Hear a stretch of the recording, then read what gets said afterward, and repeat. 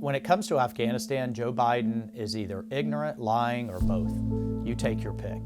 But the likelihood there's going to be the Taliban overrunning everything and owning the whole country is highly unlikely. The longer this administration has gone on, things that Joe Biden said he wouldn't do are the exact opposite of what he's actually done as the President of the United States. Afghanistan was a monumental failure.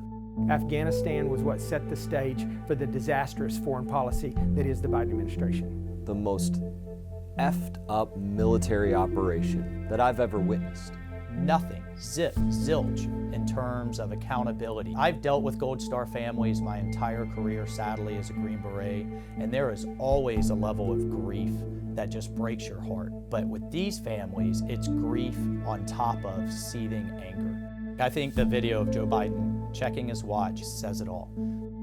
You just had a family give the ultimate sacrifice, and then you essentially say you don't want to be there. I mean, it's disgusting, it's upsetting. I think a lot of veterans think of that and we go, this is the reason why our government doesn't care about us. And are you committed to making sure that the troops stay until every American who wants to be out is out? Yes. You know, why is Secretary Austin still the Secretary of Defense? Why is Secretary Blinken still, the Secretary of State? In the Navy, if a Navy captain runs their ship aground, that person's gone, no questions asked. I've seen privates fired for far less than what happened at the Kabul airport at the Abbey Gate attack. As long as I have a breath in Congress, we are going to get to the bottom of what happened, and there will be accountability. You have a White House that has 0 red lines. The world starts to burn when the world leader has no red lines, and that's the situation we're in right now. The walls have closed in the last year on everybody to where it was before 2001, except now they have $7 billion worth of our equipment. So what do we know now, after a year since the withdrawal of Afghanistan, is when you show weakness, the bullies come out. What happened in Afghanistan isn't a single issue.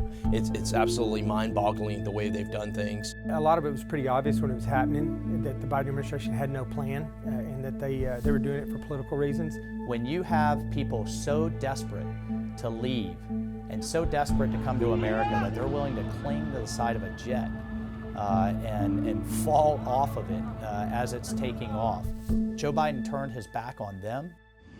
It was the first indicator that the American people got that this man wasn't up to the task to lead this great nation. There's been no reflection. The State Department hasn't reflected on it, and the Pentagon hasn't sat down and said, this is what went wrong, this is what we could have done better. And they're going to their grave saying that they did everything right and that nothing else could have gone a different way. You can have the strongest, most forceful, most well-equipped military in the world, but if you have a weak commander-in-chief that our enemies don't respect and fear, it's all for naught. And that's why we're going to continue to fight in Congress against this disastrous, dangerous policy, Joe Biden's policy, that he says was a fantastic success. And the thing that's so frustrating, that pisses me off the most, is that the suicide bomber that killed our 13 Marines and soldiers was released when we gave that up. The suicide bomber who carried out the attack, killing 13 American service members, dozens of Afghans, had just been released from prison days before the attack. That's the biggest part of this. There were Americans that were killed that did not have to die, and it was this administration's failure, and the fact that they've done nothing, we will never forget that. All of these things that are a threat to us overseas, it all started with the Biden administration. There were 2 things that Joe Biden ran on from his basement for president. He ran on compassion and he ran on competence. And the Afghanistan debacle pulled the rug out of both of those. The political machine, the White House, and the Pentagon seemingly learned nothing from the withdrawal from Afghanistan.